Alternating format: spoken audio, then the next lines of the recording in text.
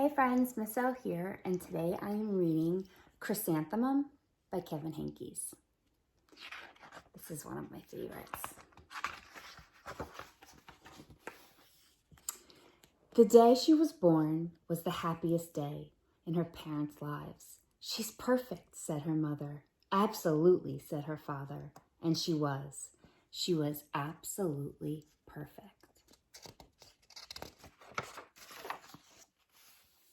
Her name must be everything she is, said her mother. Her name must be absolutely perfect, said her father.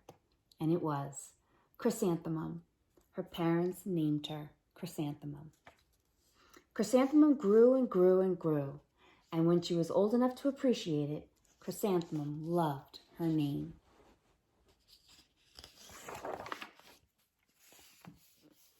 She loved the way it sounded when her mother woke her up.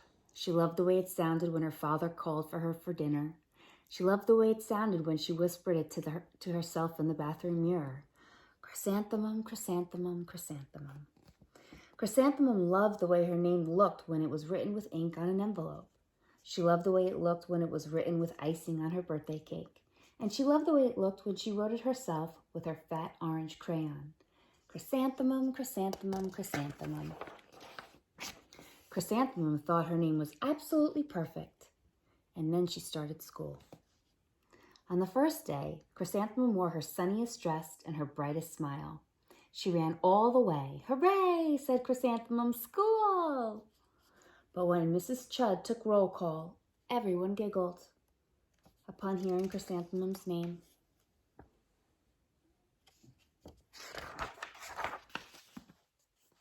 It's so long, said Joe.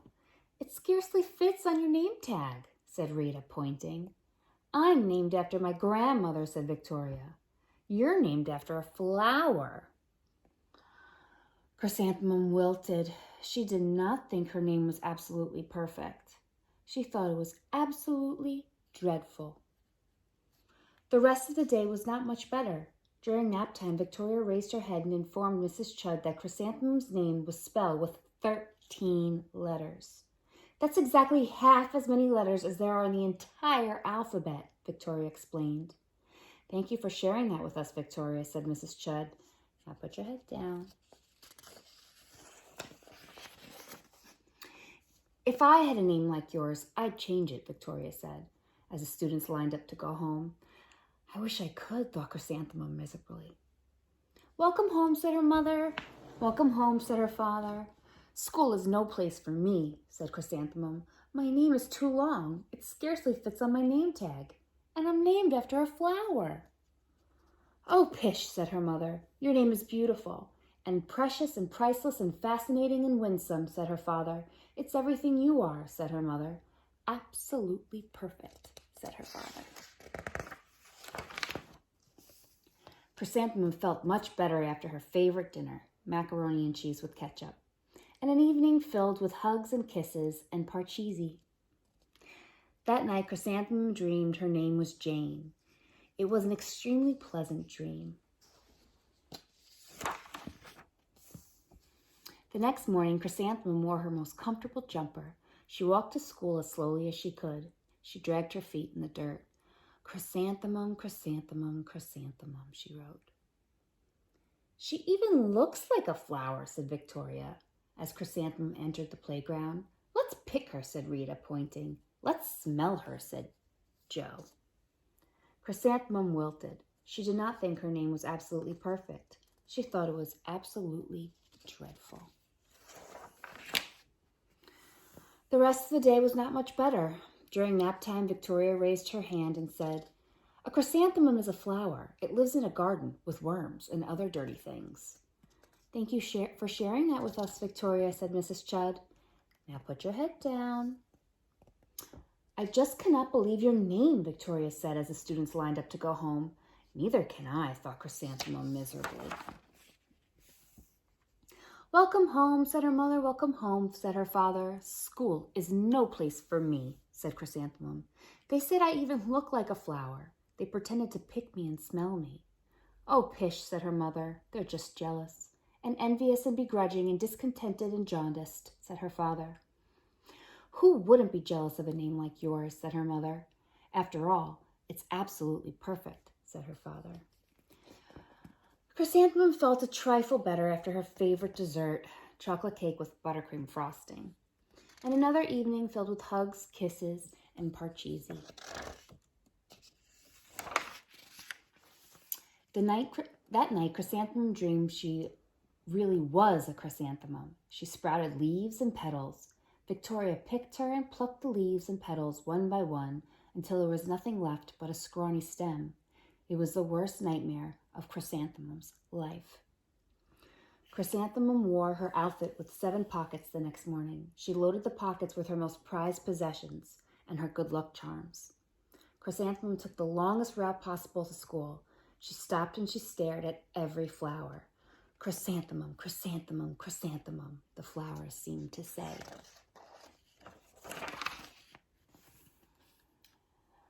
That morning, the students were introduced to Mrs. Twinkle, the music teacher. Her voice was like something out of a dream, as was everything else about her. The students were speechless. They thought Mrs. Twinkle was an indescribable wonder. They went out of their way to make a nice impression. Mrs. Twinkle led the students in scales. Then she assigned roles for the class musical. Victoria was chosen as the dainty fairy queen. Rita was chosen as the spiffy butterfly princess. Jo was chosen as the all-important pixie messenger. And Chrysanthemum was chosen as a daisy. Chrysanthemum's a daisy! Chrysanthemum's a daisy! Jo, Rita, and Victoria chanted, thinking it was wildly funny. Chrysanthemum wilted. She did not think her name was absolutely perfect. She thought it was absolutely dreadful. What's so humorous? Asked Mrs. Twinkle. Chrysanthemum was the answer. Her name is so long, said Jo. It scarcely fits on her name tag, said Rita, pointing. I'm named after my grandmother, said Victoria. She's named after a flower.